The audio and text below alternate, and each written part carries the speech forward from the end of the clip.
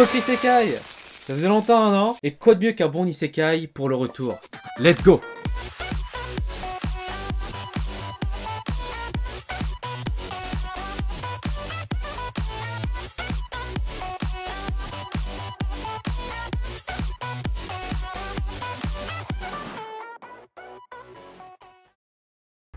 Overlord, ça fait combien de temps que j'en ai entendu parler et que je n'ai pas regardé? Longtemps. Vraiment, les Isekai sont une excuse pour que je regarde des animés que je n'ai jamais vus. Alors, un jour, j'ai commencé à regarder.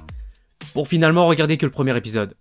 Yes. Mais là, pour la vidéo, j'ai tout enchaîné. De mon plein gré. J'ai vraiment bien aimé Overlord. Attendez, vous savez de quoi on parle? Je vais vous présenter Overlord. Ça sera mieux, je pense. Overlord est une série de light novel écrite par Kugane Maruyama et illustrée par Sobin. Le light novel a commencé en 2012.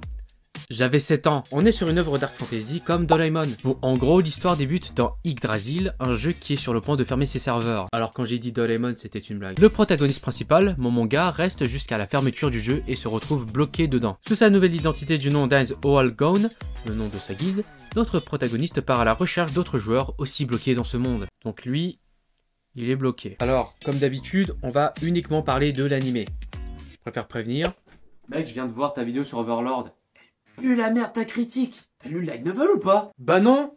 Je parle que de l'animé, espèce d'encul. 4 saisons et un film. Ce qui fait beaucoup. J'ai regardé ça en 3 jours. Alors chaque saison, c'est quasiment la même chose en termes d'animation. Au moins on n'est pas perturbé quand on passe aux autres saisons. Tiens, l'animation. L'animation est bien. On est sur le moyen et le très bien. Enfin plus vers le très pour un isekai honnêtement. L'animation est satisfaisante, mais pas si ouf que ça. C'est ok tiers. Genre ça claque pas. Pas en mode « Waouh, l'animation de fou !»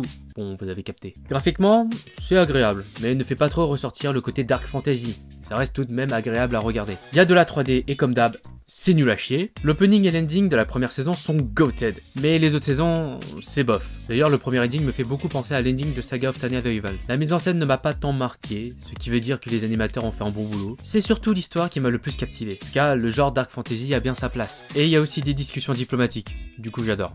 Les conflits politiques dans la fiction, c'est toujours intéressant. On va partir dans la partie spoil, donc si vous n'avez pas vu l'animé, merci d'avoir regardé cette vidéo. On va rester entre nous, ceux qui ont vu l'animé ou lu le light novel. Bonsoir.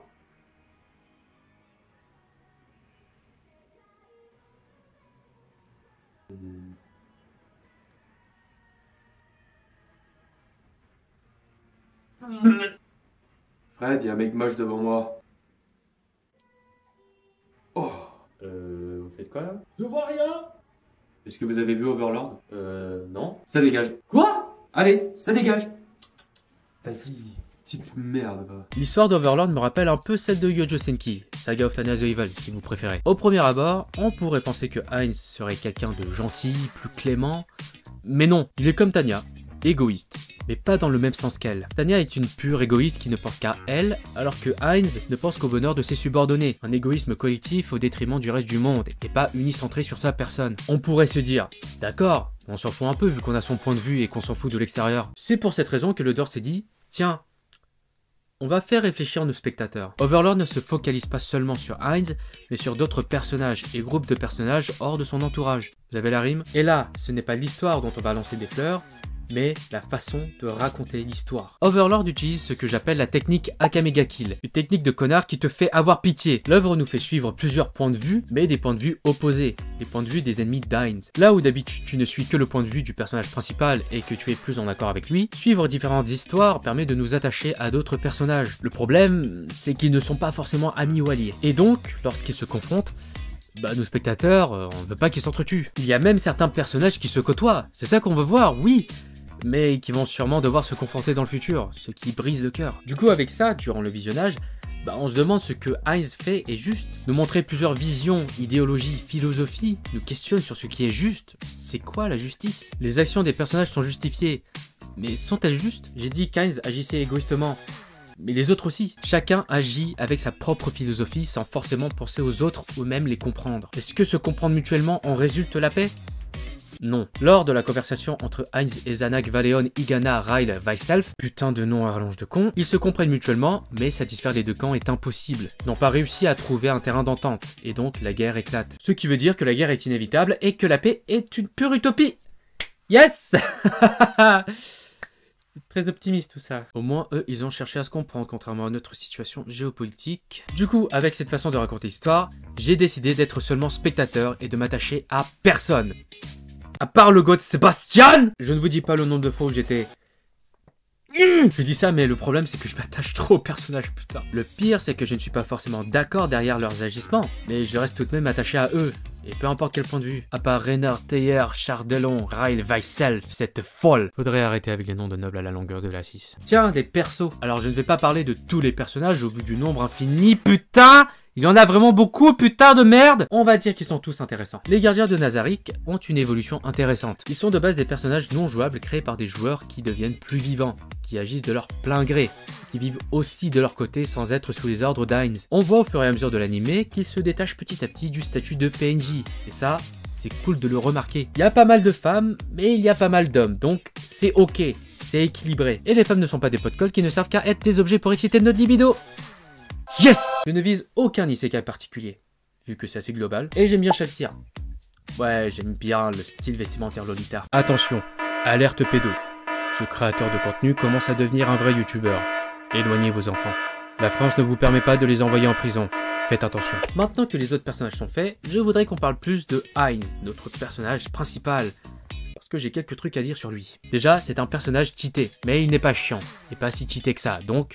on prend. Ensuite, son adaptation à son corps de squelette. Momonga est de base un humain dans un jeu vidéo, sauf que le jeu vidéo se transforme en un vrai monde. Et donc, notre personnage ne joue plus, mais vit dans le monde. Le monde garde quand même quelques propriétés comme la magie, mais Momonga, devenu Heinz, est un être qui vit avec des sensations de ce monde. Et ces sensations se font avec le corps. Et son corps est pour le coup... assez spécial. Heinz est un mort-vivant. Momonga, le joueur, va malgré lui s'adapter à ce nouveau corps, qui diffère du corps humain. Il n'y a pas seulement le corps qui le change, mais aussi son esprit. Heinz va développer un esprit d'un mort-vivant. Pas de sensations, la violence ne choque pas, tuer n'est pas un problème, ce genre de choses. Cet aspect n'est qu'un détail, mais il me fascine. On a l'entité Heinz qui change la perception du monde du joueur Momonga, passant de la perception humaine à mort-vivant. Très intéressant. Maintenant, le truc qui pose problème et que j'ai noté dans mes notes pour chaque saison, à part la première, les pensées de Heinz. La première saison nous laisse entrevoir les pensées de Heinz. On a les analyses et les motivations du personnage. Avoir ses pensées rendait l'équiproquo marrant, permettait de mieux comprendre le monde, et c'était tout simplement intéressant d'avoir sa vision des choses. Cependant, les autres saisons ne nous donnent pas accès à ses pensées. Enfin, vachement moins que la première. Du coup, on nous a habitués à avoir des explications et un point de vue plus approfondi, pour finalement ne plus en avoir. Par exemple, dans la saison 2, quand Cocytus devait envahir le peuple des lézards, Heinz nous dit qu'il voulait qu'il réfléchisse de lui-même. Pourquoi? Qu'est-ce qui lui a donné envie de faire ça? Pourquoi veut-il que Cocytus pense de lui-même? La première saison aurait pris le temps de nous l'expliquer. Pourquoi ce changement? Alors, ça peut s'expliquer assez facilement. Déjà, adapter les pensées d'Heinz prend beaucoup de temps en termes de durée dans l'animé. Du coup, l'audience s'emmerde et l'histoire n'avance pas. Je rappelle que chaque saison possède 13 épisodes. La deuxième raison serait sûrement que le studio d'animation voulait plus se concentrer sur la multi-POV, et donc restreindre les pensées d'Heinz pour se focaliser sur la pitié. Et je pense qu'ils ont bien fait. Mais ce ne serait pas de refus d'avoir les pensées d'Heinz de temps en temps, dans des moments clés pour mieux le comprendre, vu que c'est le personnage principal de l'histoire. Voilà, le truc un peu dommage de Overlord. Ah oui, il y a le film.